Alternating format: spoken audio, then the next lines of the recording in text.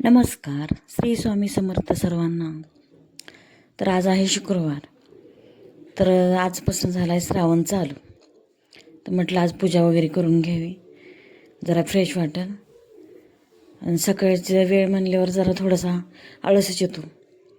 त्याच्यामुळं म्हणलं आता आचल पण क्लासला गेले, आचल येईपर्यंत आपली पूजा वगैरे आवरून घ्यावी. म्हणजे ती आली की नाश्ता वगैरे करते, डबा वगैरे घेते जाते आपल्या शाळेमध्ये. मग परत साक्षी पण जाते.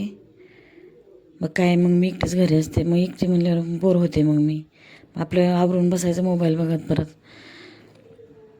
आता आज चालली उंबऱ्याची पूजा माझी. म्हटलं चौकटीची उंबऱ्याची पण करून घ्यावी.